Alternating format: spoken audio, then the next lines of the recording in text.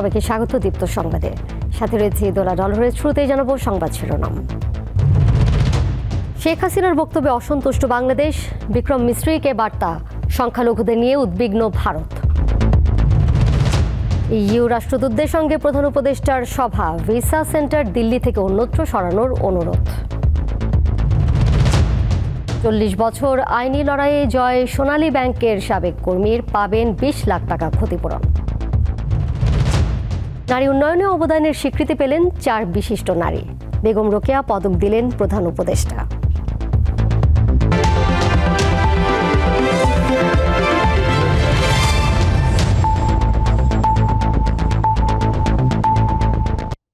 বাংলাদেশের সংখ্যালঘু সম্প্রদায়ের নিরাপত্তা সহ সাংস্কৃতিক, ধর্মীয় ও কূটনৈতিক স্থাপনায় হামলা নিয়ে অন্তর্বর্তী সরকারের কাছে উদ্বেগ জানিয়েছে ভারত। পররাষ্ট্র উপদেষ্টা ও সচিবের সঙ্গে বৈঠক শেষে এই কথা জানান ভারতের পররাষ্ট্র সচিব বিক্রম মিশ্রি। আর পররাষ্ট্র সচিব জসিম উদ্দিন জানান, সাবেক প্রধানমন্ত্রী শেখ হাসিনার বক্তব্যে অসন্তুষ্ট বাংলাদেশ, সেই বার্তা দেয়া হয়েছে ভারতকে। সোমবার একদিনের সংক্ষিপ্ত সফরে ঢাকায় পৌঁছান ভারতের পররাষ্ট্র সচিব বিক্রম মিশ্রি।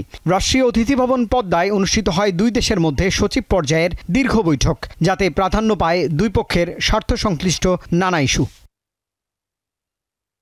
পরে পররাষ্ট্র উপদেষ্টা তৌহিদ হোসেনের সঙ্গে তাঁর দফতরে বৈঠক করেন ভারতের পররাষ্ট্র সচিব। এ বিষয়ে গণমাধ্যমকে ভারতের পররাষ্ট্র সচিব জানান, বাংলাদেশের অন্তর্বর্তী সরকারের সঙ্গে গভীরভাবে কাজ করতে আগ্রহী ভারত। দিল্লির আশা, দুই নিকট প্রতিবেশী সম্পর্ক এগিয়ে যাবে গঠনমূলকভাবে। I emphasized that India desires a positive, constructive. Bangladesh Bharat সম্পর্ক উভয় দেশের মানুষ কেন্দ্রিক। ভারতের আকাঙ্ক্ষা অন্তর্বর্তী সরকারের সঙ্গে গভীরভাবে কাজ করা। আমরা সাম্প্রতিক ঘটে যাওয়া ঘটনাবলী নিয়ে আলোচনা করেছি। সংখ্যালঘু ইস্যুতে আমি আমাদের উদ্বেগের কথা জানিয়েছি। বাংলাদেশ কর্তৃপক্ষ বলেছে বিষয়টি তারা দেখবে। বাংলাদেশের পররাষ্ট্র সচিব জানান, বাংলাদেশ ও ভারতের মধ্যে বিশ্বাসের ঘাটতি তৈরি হয়েছে। সাবেক প্রধানমন্ত্রী শেখ হাসিনার কর্মকাণ্ড নিয়েও কথা হয়েছে। প্রাক্তন প্রধানমন্ত্রী তিনি ভারতে অবস্থান করে যে সমস্ত বক্তব্য রাখছেন, সেই বক্তব্যের প্রতি আমরা তাদের দৃষ্টি আকর্ষণ করেছি। আপনারা গতকাল শুনেছেন তিনি একটি বক্তব্য দিয়েছেন এবং সেই বক্তব্যটি সরকার পছন্দ করছেন না। এবং তারা যে কথাটা বলেছেন যে her presence does not have any bearing on our relations. তিনি বলেন, ভারতের গণমাধ্যমে বাংলাদেশ নিয়ে মিথ্যা ও বিভ্রান্তিকর খবরের বিষয়ে দেশটির হস্তক্ষেপ প্রত্যাশা করেছে বাংলাদেশ। ট্রাস্টের একটা ঘাটতি আছে, এটা আমি যদি সমস্যাটাকে স্বীকার না করি তাহলে সমাধানের দিকে যেতে পারবো না। আজকের যে বৈঠক, সেই বৈঠক হচ্ছে সেই ঘাটতিটা মেটানোর পথে এগিয়ে যাওয়ার একটা পদক্ষেপ। পররাষ্ট্র সচিব জানান, সীমান্ত হত্যা বন্ধে আবারও ভারতকে তাগিদ দিয়েছে সরকার। সীমান্তে হত্যাকাণ্ড শূন্যের কোঠায় নামিয়ে আসতে। রুবায়েত হাসান, দীপ্ত সংবাদ, ঢাকা। বাংলাদেশ ও ভারতের সম্পর্কের মাঝে মেঘ এসেছে। দুই পক্ষই তা দূর করতে আগ্রহী বলে জানিয়েছেন পরিবেশ, বন ও জলবায়ু পরিবর্তন বিষয়ক উপদেষ্টা সৈয়দা রিজওয়ানা হাসান। প্রধান উপদেষ্টার সাথে ভারতের পররাষ্ট্র সচিবের সাক্ষাতের পর তিনি এ কথা জানান। এক প্রশ্নের জবাবে রিজওয়ানা হাসান বলেন, ইউরোপিয়ান ইউনিয়নের রাষ্ট্রদূতদের সঙ্গে বৈঠকে বাংলাদেশিদের জন্য ভিসা সেন্টার দিল্লি থেকে সরানোর অনুরোধ করেছেন প্রধান উপদেষ্টা। সোমবার বিকেলে রাষ্ট্রীয় অতিথি ভবন যমুনায় অন্তর্বর্তী সরকারের প্রধান উপদেষ্টা ডক্টর মোহাম্মদ ইউনুসের সঙ্গে সাক্ষাৎ করেন ভারতের পররাষ্ট্র সচিব বিক্রম মিশ্রি। এর আগে দুপুরে প্রধান উপদেষ্টার কার্যালয়ে ইউরোপীয় ইউনিয়নভুক্ত দেশগুলোর 19 কূটনীতিক প্রধান উপদেষ্টার সঙ্গে বৈঠক করেন। এরপর যমুনার সামনে আয়োজিত সংবাদ ব্রিফিংয়ে ভারতের পররাষ্ট্র সচিবের পক্ষে দেওয়া বক্তব্য এবং তার পরিপ্রেক্ষিতে বাংলাদেশ সরকারের অবস্থান তুলে ধরেন অন্তর্বর্তী সরকারের পরিবেশ, বন ও জলবায়ু পরিবর্তন বিষয়ক উপদেষ্টা সৈয়দা রিজওয়ানা হাসান। বিভিন্ন কারণে যে আমাদের সম্পর্কের মধ্যে একটা মেঘ এসছে, এই মেঘটা দূর করতে হবে এবং এই মেঘটা আমরাও বলেছি দূর করতে হবে, তারাও বলেছেন দূর করতে হবে। দেশে একটি অবাধ ও সুষ্ঠু নির্বাচন যাতে অনুষ্ঠিত হয়, এ ব্যাপারে সব ধরনের সহযোগিতা দিতে চায় ভারত বলেও জানান তিনি। নির্বাচনের প্রশ্নে আমরা স্পষ্ট অবস্থান বলেছি যে আমাদের নির্বাচন অবশ্যই ফ্রি হবে, আমাদের নির্বাচন অবশ্যই ফেয়ার হবে এবং একটা গণতান্ত্রিক দেশের দিকে যাত্রা শুরু করার জন্য বর্তমান সরকার বদ্ধপরিকর। এই বিষয়ে সকলেই আমাদের পাশে থাকবেন, আমাদেরকে সহায়তা করবেন এবং একসাথে কাজ করে যাবেন বলে তাদের প্রতিশ্রুতি ব্যক্ত করেন। ইউরোপীয় ইউনিয়নভুক্ত দেশগুলোর 19 কূটনীতিকদের বৈঠক সম্পর্কে উপদেষ্টা বলেন, ভিসা প্রক্রিয়া সহজ করার বিষয়ে কথা হয়েছে। বাংলাদেশের নাগরিকেরা অনেক ইউরোপিয়ান দেশে যেতে গেলে ভিসার জন্য আবেদন করতে হয় দিল্লি থেকে। এটা অনেক সময় ঝামেলা হয়ে যায়। তাদের কাছে আমাদের একটা সুস্পষ্ট অনুরোধ ছিল যে তারা যেন এই ভিসা সেন্টারগুলো দিল্লি থেকে সরিয়ে অন্যত্র স্থাপন করে। সৈয়দা রিজওয়ানা হাসান জানান, ইইউ থেকে বাণিজ্য সুবিধা প্রাপ্তির ব্যাপারে কথা হয়েছে। এছাড়া জলবায়ু পরিবর্তন ও রোহিঙ্গার সমস্যা নিয়েও আলোচনা হয়েছে। নূর আলম, দীপ্ত সংবাদ, ঢাকা।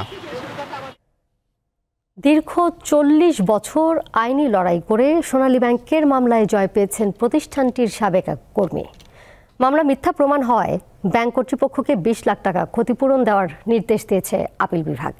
এই ভুক্তভোগীর নাম হরেন্দ্রনাথ চন্দ্র, বাড়ি কুষ্টিয়ায়।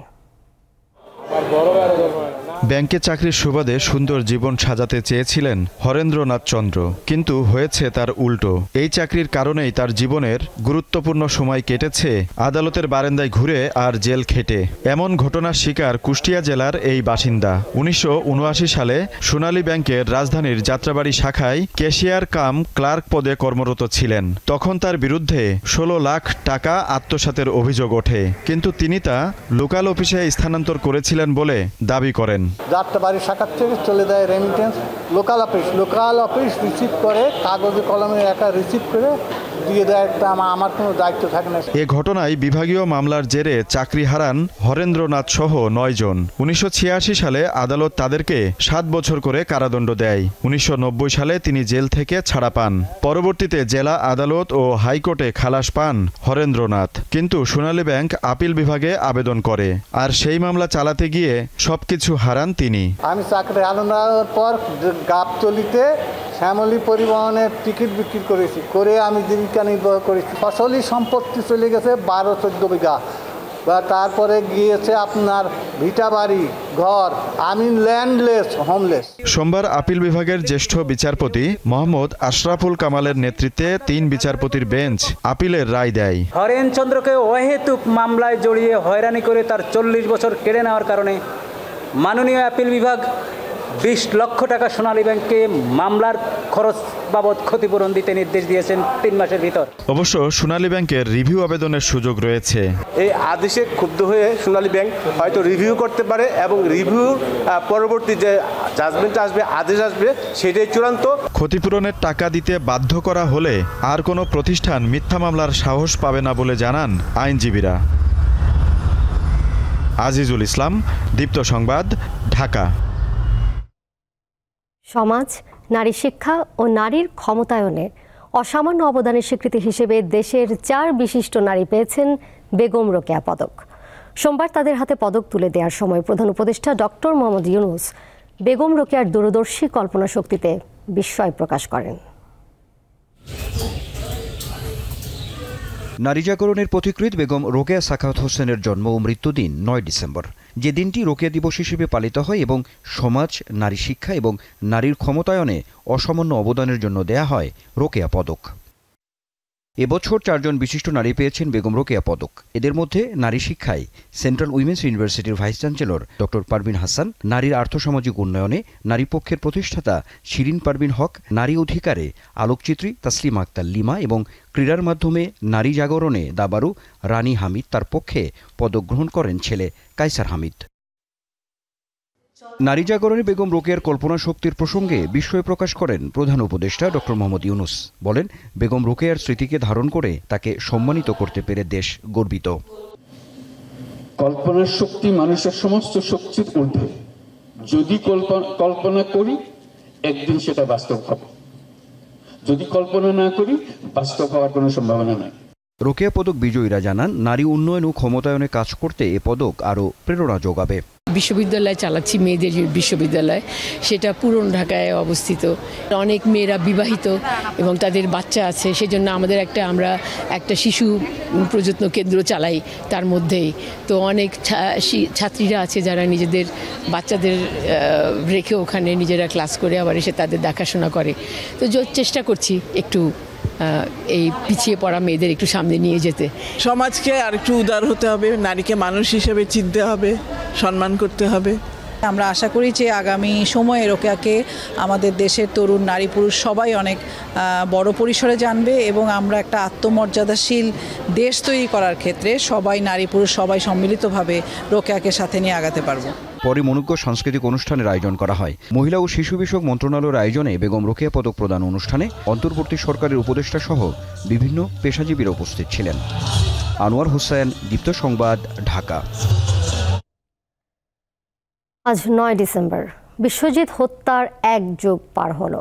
এদিন তাকে প্রকাশ্যে দিবালোকে কুপিয়ে হত্যা করেন ছাত্রলীগ নেতাকর্মীরা। বিশ্বজিতের পরিবার জানায়, বিচারের রায় হলেও তা বাস্তবায়ন হয়নি। মৃত্যুদণ্ডপ্রাপ্ত আসামিরা জামিনে ঘুরে বেড়াচ্ছেন।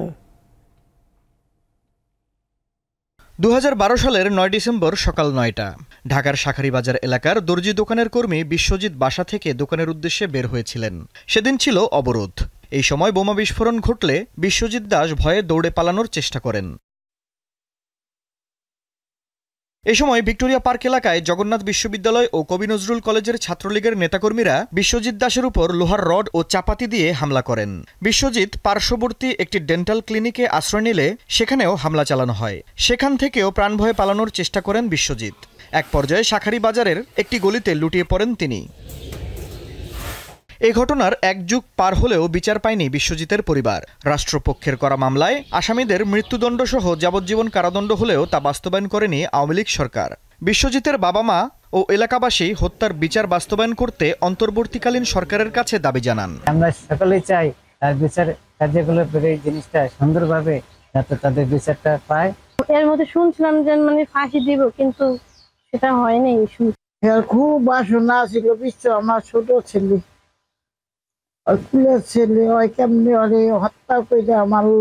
বিশ্বজিৎ দাসের বাবা বলেন, নিজের মৃত্যুর আগে বিচার দেখে যেতে চান তিনি। 1 যুগ পার হয়েছে, মৃত্যুদণ্ডপ্রাপ্ত আসামিরাও জামিনে বেরিয়ে গেছে উনি, আমি আর বিচার পাইলাম না। ওখানে আমার একটা চাহিদার দাবি, এই সরকার আইছে যে বর্তমান সরকার যদি আমার পোলার এই বিচার হত্যাকাণ্ডের বিচার করে তাইলে আমি মরিয়া গেলেও আমার আত্মা শান্তি পাবে। বিশ্বজিৎ হত্যা মামলায় 2013 সালে ঢাকার দ্রুত বিচার ট্রাইব্যুনাল 4 8 জনকে মৃত্যুদণ্ড ও 13 জনকে যাবজ্জীবন কারাদণ্ড দেয়। দীপ্ত বার্তা কক্ষ। বোতলজাত ও খোলা সয়াবিন তেলের দাম লিটারে 8 টাকা বাড়িয়েছে সরকার। এতে বোতলজাত সয়াবিন তেল প্রতি লিটার 175 টাকা ও খোলা সয়াবিন 157 টাকায় বিক্রি হবে। সোমবার সচিবালয় বাণিজ্য মন্ত্রণালয়ে ভোজ্য তেল পরিস্থিতি নিয়ে বৈঠক শেষে সংশ্লিষ্ট উপদেষ্টার উপস্থিতিতে দাম বৃদ্ধির এই ঘোষণা দেন বাংলাদেশ এডিবল অয়েল অ্যাসোসিয়েশনের সভাপতি মোস্তফা হায়দার। তিনি জানান, আন্তর্জাতিক বাজারে দাম বাড়ায় সরকারও তেলের দাম সমন্বয় করল। এর আগে বাণিজ্য উপদেষ্টা জানান, বাজারে তেলের সরবরাহ ঘাটতি রয়েছে। বিদ্যমান মজুদ সন্তোষজনক, তবে ছোট ছোট মজুতদারি হচ্ছে। যেহেতু আপনার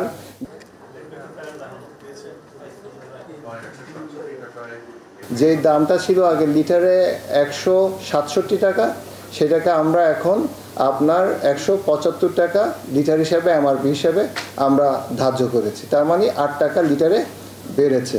আর খোলাটা হচ্ছে 157 টাকা। এটা ছিল বটলে ছিল হচ্ছে 167 টাকা, আর লুজে ছিল 149 টাকা। 8 টাকা বাড়লো লিটার। তৈরি পোশাক শিল্পের শ্রমিকদের বার্ষিক মজুরি বৃদ্ধি শতকরা 9 ভাগ করা হয়েছে। মালিক ও শ্রমিক পক্ষের মধ্যে দর কষাকষির পর বিষয়টি চূড়ান্ত করা হয়। ন্যূনতম মজুরি পুনর্মূল্যায়ন ও বার্ষিক মজুরি বৃদ্ধির বিষয়ে সোমবার শ্রম মন্ত্রণালয়ের গঠিত কমিটির 5ম বৈঠকে সিদ্ধান্ত নেওয়া হয়েছে। বৈঠকে জানানো হয়, চলতি ডিসেম্বর থেকে এটি কার্যকর হবে। এতে শ্রমিকদের জানুয়ারির মজুরির সঙ্গে 9% ইনক্রিমেন্ট যুক্ত হবে। গত আগস্টে রাজনৈতিক পট পরিবর্তনের পর গাজীপুর ও সাভারের আশুলিয়ায় শ্রমিকেরা টানা বিক্ষোভ কর্মসূচি পালন করেন। এরই পরিপ্রেক্ষিতে সেপ্টেম্বরে 18টি বিষয়ে তৈরি পোশাক শিল্পের মালিক ও শ্রমিক নেতার সমঝোতায় পৌঁছান। আগরতলায় বাংলাদেশের সহকারী হাইকমিশনে হামলা ও ভারতীয় গণমাধ্যমে অপপ্রচারের প্রতিবাদে 11 ডিসেম্বর লং মার্চ করবে বিএনপির 3 সহযোগী সংগঠন। ঢাকা থেকে আখাউড়া সীমান্ত পর্যন্ত এই কর্মসূচি পালন করবে জাতীয়তাবাদী যুবদল, স্বেচ্ছাসেবক দল ও ছাত্রদল। সোমবার রাজধানীর নয়াপল্টনে সংবাদ সম্মেলনে এই কর্মসূচির ঘোষণা দেন 3 সংগঠনের নেতারা। তারা অভিযোগ করেন, গত 5 আগস্ট শেখ হাসিনার পতনের পর থেকে সংখ্যালঘু নির্যাতন সহ নানা অজুহাতে বাংলাদেশে বিশৃঙ্খলা তৈরির অপচেষ্টা করছে ভারত। দেশটির আগ্রাসন বন্ধে সামনে থেকে সবসময় প্রতিবাদ করার কথা জানান বিএনপি ও সহযোগী সংগঠনের নেতাকর্মীরা।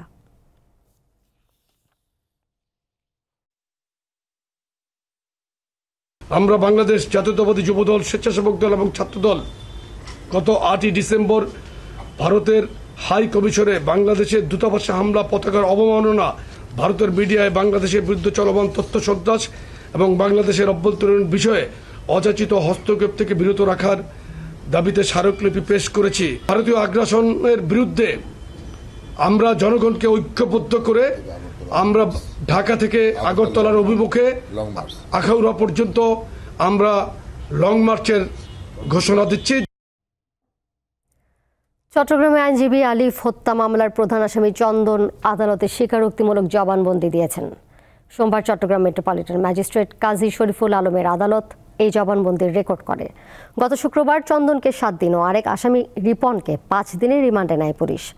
গত 26 নভেম্বর সম্মিলিত সনাতনী জাগরণ মঞ্চের মুখপাত্র চিন্ময় কৃষ্ণ দাসের জামিন নামঞ্জুর করে কারাগারে পাঠানোকে কেন্দ্র করে সংঘর্ষের সময় আইনজীবী আলিফকে কুপিয়ে ও পিটিয়ে হত্যা করে দুষ্কৃতিকারীরা।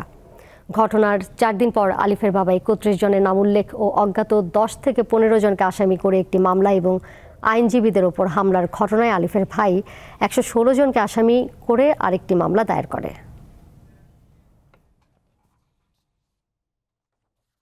ক্ষমতাচ্যুত সিরিয়ার প্রেসিডেন্ট বাশার আল আসাদ রাশিয়ায় আশ্রয় নিয়েছেন। আন্তর্জাতিক বিভিন্ন গণমাধ্যমের খবরে বিষয়টি নিশ্চিত করা হয়। মানবিক কারণে আসাদ ও তার পরিবারকে রাশিয়ায় আশ্রয় দেওয়া হয়েছে বলে জানিয়েছে ক্রেমলিন। এদিকে সশস্ত্র বিদ্রোহের পর সিরিয়ার বর্তমান পরিস্থিতি নিয়ে জাতিসংঘ নিরাপত্তা পরিষদের রুদ্ধদ্বার বৈঠকের আহ্বান জানিয়েছে রাশিয়া। তবে আসাদের পতনে উচ্ছ্বাস প্রকাশ করেছেন ইসরায়েলের প্রধানমন্ত্রী বেনিয়ামিন নেতানিয়াহু। বাশার আল আসাদের পতনে সিরীয়রা দেশ পুনর্গঠনের সুযোগ পেয়েছে বলে মন্তব্য করেছেন মার্কিন প্রেসিডেন্ট জো বাইডেন।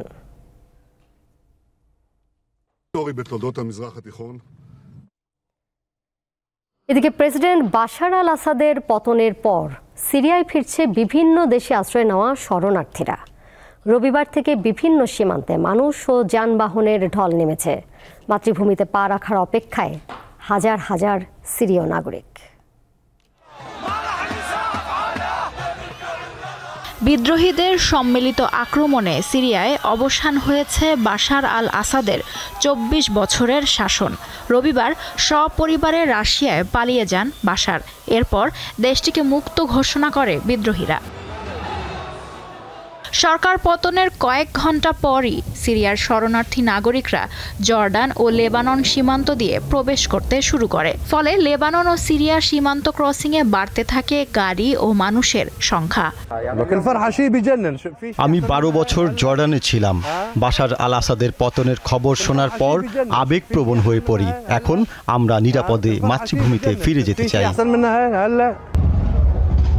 আসাদ বিরোধী স্লোগান দিতে দিতে সিরিয়ায় প্রবেশ করেন হাজার হাজার নাগরিক। দেশে ফেরার উদ্দেশ্যে জর্ডান সীমান্তে ভিড় বেড়েছে।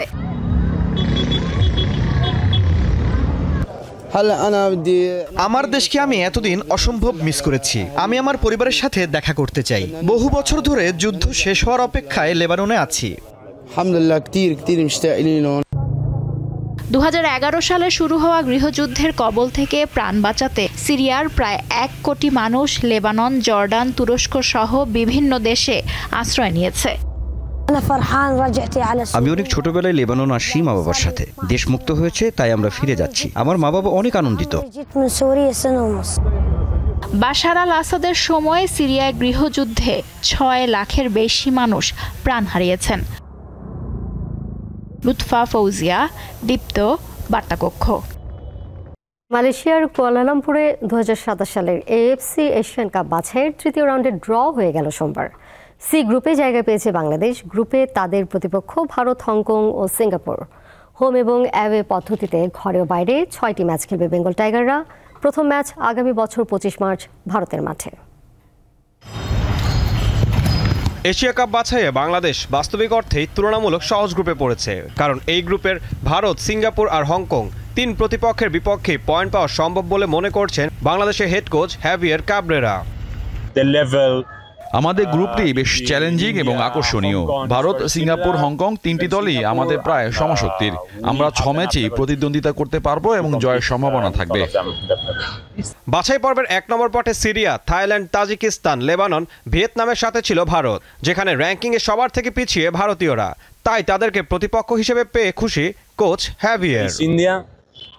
1 নম্বর পটে আরো শক্তিশালী দল ছিল, আমরা ভারতকেই চাইছিলাম। এশিয়ান গেমসে ভারতের বিপক্ষে খেলেছি গত বছর। বাংলাদেশ ভারত ম্যাচ সবসময় ব্যতিক্রম। এশিয়া কাপ বাছাইয়ের হোম ম্যাচগুলোকে পাখির চোখ করেছেন এই স্প্যানিশ কোচ। বিশ্বকাপ বাছাইয়ে আমরা হোম ম্যাচে পয়েন্ট পেয়েছি ও ভালো প্রতিদ্বন্দ্বিতা করেছি অনেক কঠিন প্রতিপক্ষের সঙ্গে। তাই এশিয়ান কাপ বাছাইয়ে আমাদের লক্ষ্য থাকবে হোম ম্যাচে সর্বোচ্চ পয়েন্ট পাওয়া। আগামী বছর 25 মার্চ ভারতের মাঠে ম্যাচ দিয়ে বাছাই শুরু হবে বাংলাদেশের। এর পরের 2টি ম্যাচই খেলবে ঘরের মাঠে। 10 জুন সিঙ্গাপুর এবং 9 অক্টোবর প্রতিপক্ষ হংকং। 14 অক্টোবর হংকংয়ের মাঠে গিয়ে খেলতে হবে বাংলাদেশকে। 18 নভেম্বর ঘরের মাঠে ভারত এবং 2026 সালের 31 মার্চ সিঙ্গাপুরে বাছাইয়ের শেষ ম্যাচটি খেলবে লাল সবুজের প্রতিনিধিরা। ঈশান হাসান, দীপ্ত স্পোর্টস। দীপ্ত সংবাদ শেষ করার আগে শিরোনামগুলো জেনে দেব আরও একবার। শেখ হাসিনার বক্তব্যে অসন্তুষ্ট বাংলাদেশ, বিক্রম মিস্ত্রিকে বার্তা। সংখ্যালঘুদের নিয়ে উদ্বিগ্ন ভারত। ইইউ রাষ্ট্রদূতদের সঙ্গে প্রধান উপদেষ্টার সভা। ভিসা সেন্টার দিল্লি থেকে অন্যত্র সরানোর অনুরোধ। 40 বছর আইনি লড়াইয়ে জয় সোনালী ব্যাংকের সাবেক কর্মীর, পাবেন 20 লাখ টাকা ক্ষতিপূরণ। নারী উন্নয়নে অবদানের স্বীকৃতি পেলেন 4 বিশিষ্ট নারী। বেগম রোকেয়া পদক দিলেন প্রধান উপদেষ্টা।